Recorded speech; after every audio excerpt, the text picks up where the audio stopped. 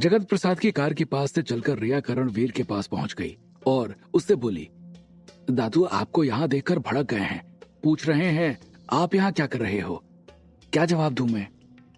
करणवीर ने जब रिया की बात सुनने के बाद जगत प्रसाद की ओर देखा तो उन्हें कार के अंदर मध्यम रोशनी में भी जगत प्रसाद का तमतमाया चेहरा साफ दिख रहा था।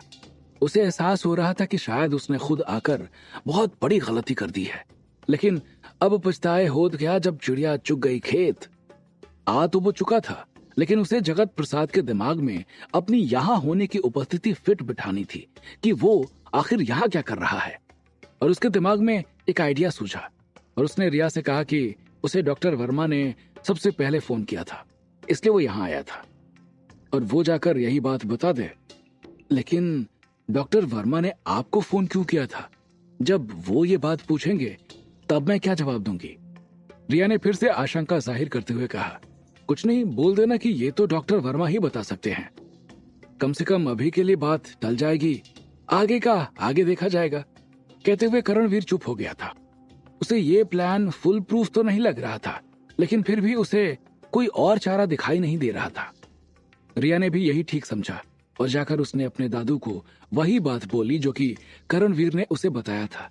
फिर जगत प्रसाद ने अमन को इशारे से बुलाया जो कि उनसे थोड़ी दूर पर खड़ा हुआ था और उससे पूछा, तुम्हें किसने बताया था यहाँ आने के लिए? वो करणवीर के वहां होने के कारण को हर हाल में जानना चाहते थे।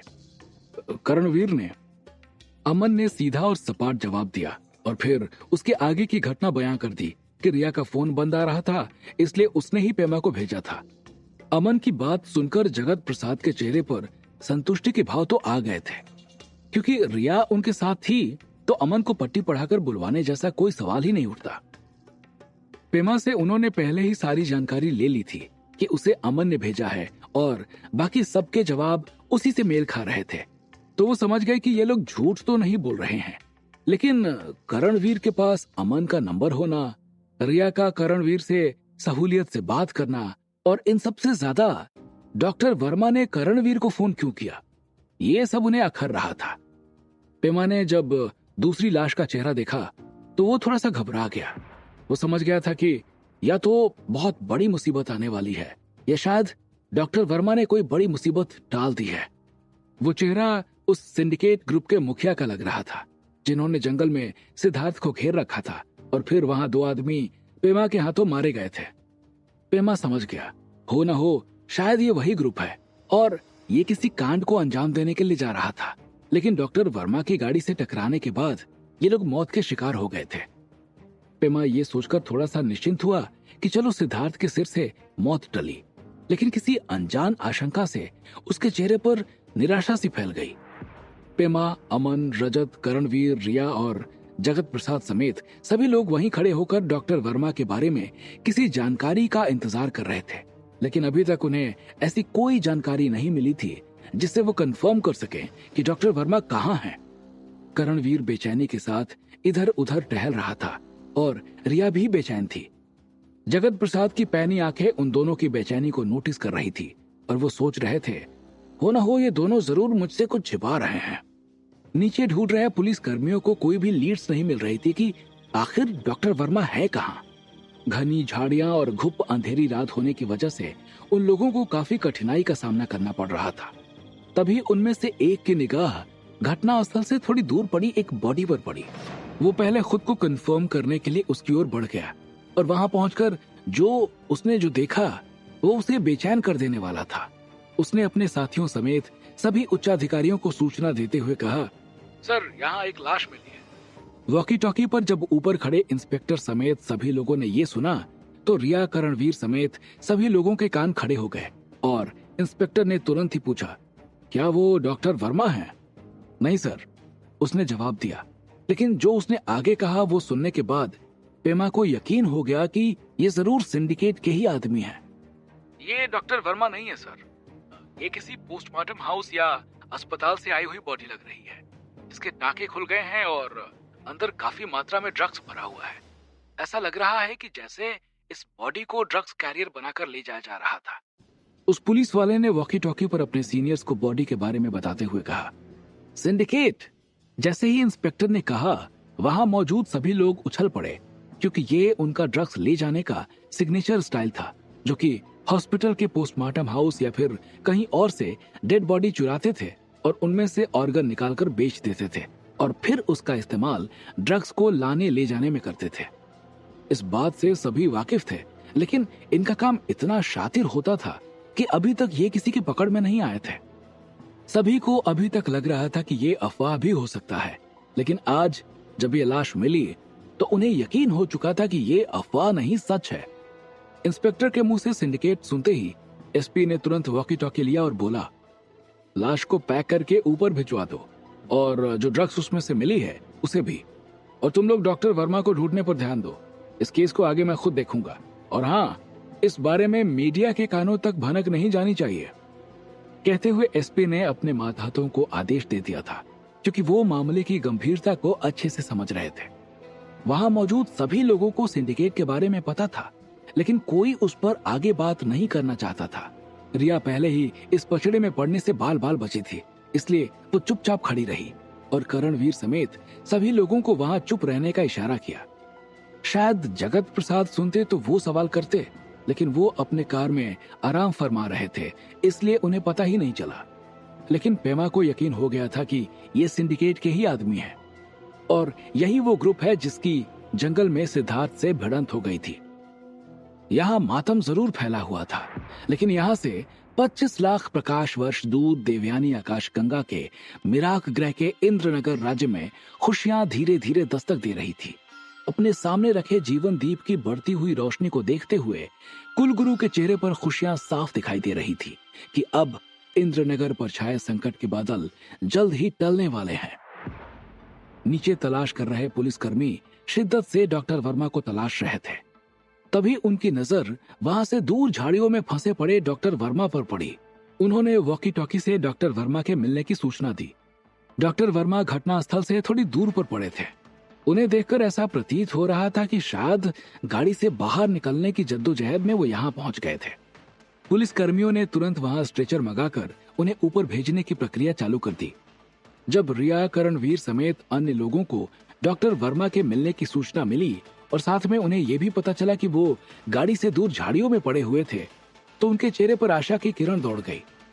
तब तक वो लाश जिसमें ड्रग्स भर के ले जाया जा रहा था ऊपर आके रखी जा चुकी थी और वो एक सफेद चादर से लिपटी हुई थी। अचानक से उसके ऊपर से चादर उड़ने पर पेमा की नजर उस बॉडी पर पड़ी और उसे वहां एक टैटू दिखा, जिसे देखकर पेमा को एहसास हुआ कि उसने शायद इसे कहीं देखा है। जब तक वो उसे ठीक से देखकर उस लाश के बारे में जानकारी लेने के लिए आगे बढ़ता कि तब तक डॉक्टर वर्मा को भी लेकर पुलिसकर्मी ऊपर आ चुके थे और उसे मजबूरी में पीछे हटना पड़ा। पेमा ने जाकर जगत प्रसाद को डॉक्टर वर्मा के ऊपर आने की खबर दी। डॉक्टर वर्मा के ऊपर आने की खबर सुनकर जगत प्रसाद भी कार से उतरकर वहीं पहुंचे जहां डॉक्टर वर्मा को लिटाया गया था और करण, रिया, अमन, रजत समेत सारे लोग वहां उन्हें घेरे हुए खड़े हुए थे। लोबो भी पीछे पीछे जगत प्रसाद के साथ में वहां पहुंचा और उसके पीछे उसका सहयोगी और पेमा भी पहुंच चुके थे। जब वहां मौजूद डॉक्टर ने डॉक्टर वर्मा की नब्ज देखी तो उनकी धड़कन अभी तक चल रही थी। जब रिया और करणवीर को पता चला कि डॉक्टर वर्मा जिंदा हैं, तो उनके चेहरे पर एक अलग प्रकार की खुशी फैल गई, जिसे जगत प्रसाद ने नोटिस तो किया लेकिन कुछ बोले नहीं और वहां मौजूद डॉक्टर को ताकीद करते हुए कहा कि डॉक्टर वर्मा को तुरंत आईसीयू में ले जाने का निर्देश दिया जाए। डॉक्टर वर्मा को अस्पताल भेजने के बाद घटनास्थल से दोनों कार समेत सभी मृतकों की बॉडी को लेकर वहां से पुलिस महकमा अस्पताल के लिए निकल पड़ा और उसके पीछे पीछे पेमा, रिया और जगत प्रसाद एक गाड़ी में, लोबो और उसका सहयोगी अमन की गाड़ी में, करणवीर और रजत अपनी अपनी गाड़ी से निकल पड़े। उनके पीछे वो टैक्सी वाला भी था जिसके साथ पेमा रिया के घर गया था। थोड़ी देर में सब लोग अस्पताल पहुंच चुके थे। अस्पताल में फैली चुप्पी को एम्बुलेंस और पुलिस की जीप का सायरन तोड़ रहा था। डॉक्टर वर्मा को तुरंत आईसीयू और बाकी मृतकों को पोस्टमार्टम के लिए ले जाया गया। चूंकि इस मामले में सिंडिकेट इन्वॉल्व था, इसलिए उच्चाधिकारियों का जमावड़ा धीरे धीरे बढ़ने लगा। डॉक्टर आईसीयू से निकलने के बाद जगत प्रसाद के पास गए और बोले, दिमाग के अंदरूनी हिस्से में चोट लगने और काफी देर तक इलाज ना मिलने की वजह से वहां खून का एक बहुत बड़ा थक्का जम गया है। हालांकि इनकी मौत तो नहीं हुई, लेकिन दिमाग को पर्याप्त मात्रा में ऑक्सीजन ना मिलने की वजह से ये कोमा में चले गए हैं। जैसे ही डॉक्टर के मुंह से कोमा शब्द निकला, वहां खड़े करणवीर और रिया समेत अमन के चेहरे की हवाइयां उड़ गई।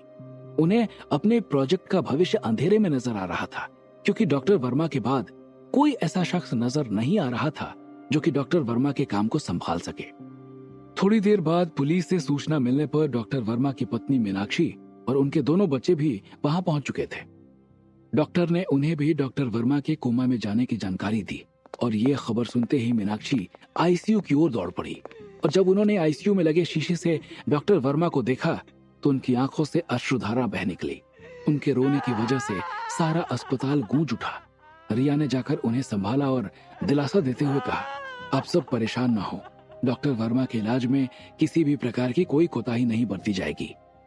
इन सब से दूर खड़े पेमा के दिमाग में कुछ और चल रहा था। ऐसा लग रहा था कि जैसे उसे किसी अनहोनी का अंदेशा हो गया हो। दिन का पहला पहर लगभग शुरू ही होने वाला था। पुलिस ने सारी औपचारिकता निभाने के बाद सबसे कहा कि वो लोग अब घर जाएं और एसपी साहब ने खुद आकर जगत प्रसाद से कहा, अब आप घर जाएं, आपको आराम की जरूरत है। और डॉक्टर साहब के परिजन भी आ चुके हैं। करणवीर और रजत ने रिया से अलविदा कहा और वहां से निकल गए। उनके जाने के बाद वहीं खड़ा अमन रिया के पास जाकर बोला, हम लोग भी निकलें? कल शाम को ही हमें राजस्थान के लिए निकलना है, दिन में उसकी भी तैयारी करनी है। रिया ने मुरझाए हुए चेहरे के साथ हाँ कहा और जगत प्रसाद को लेकर गाड़ी की ओर बढ़ गई। उनके साथ लोबो और उनका सहयोगी भी था। जगत प्रसाद और रिया जाकर अपनी गाड़ी में पीछे बैठ गए। अमन अपनी गाड़ी में बैठ गया। लोबो और उसका सहयोगी जाकर उस टैक्सी वाले की गाड़ी में बैठ गए, लेकिन पेमा का कहीं आता पता नहीं था।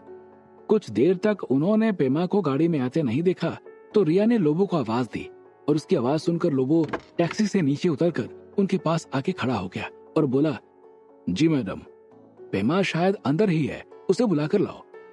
पेमा को वहां पर ना पाकर रिया लोबो को आदेश देते हुए बोली और लोबो पेमा को ढूंढने अंदर चला गया था।